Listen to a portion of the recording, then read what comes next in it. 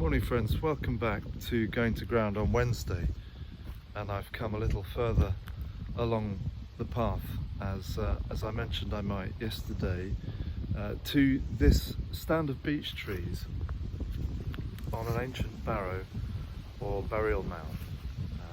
And behind me, where the sun is rising, is the Ridgeway, one of the great ancient trackways of England, and maybe you can see through the trees there the next in this series of barrows. There are three further ones in a little cluster bristle of beeches down the path, and so this is one of those ancient sacred spots, of which there are so many in this county. And this is sacred partly because it is where people's longings have come to a head. In the burial of the dead, there is all human life present, isn't there? On this mound where I'm standing now, imagine the emotion soaked into these stones and this earth. Somebody has placed a sarsen here, cracked sarsen, which I think is rather beautiful. I don't know for how long it's been there, but I think it's a profound piece of art, actually, like religious art, because it's got a crack running through it. Like a lightning bolt, and it seems to express to me that all of that tension and grief that will have cried out from this mound millennia ago and over those prehistoric centuries. Our ancestors were no more or no less deeply affected and afflicted by grief than we are.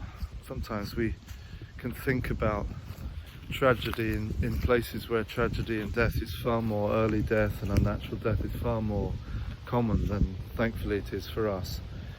Part of us thinks, well, they probably are used to it and therefore they don't suffer as much. So I think that's nonsense, really. Even though our forebears might have only lived normally into their 20s and 30s, prehistoric people, they will have borne the same grief as we do when their loved ones departed.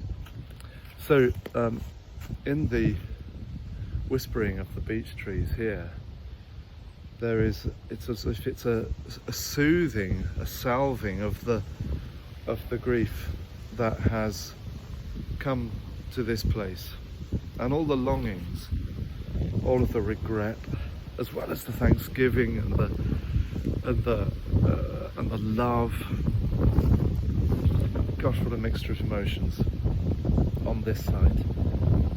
So I'm honoured to stand on it and pay my respects this morning, and to commend us to the Lord for this day, with all of our longings and all that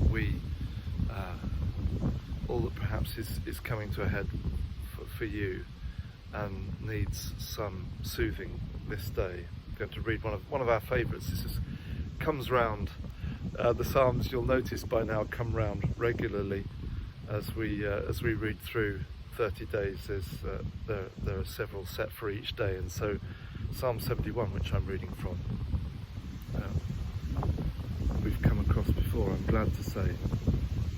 In thee, O Lord, have I put my trust. Let me never be put to confusion, but rid me and deliver me in thy righteousness.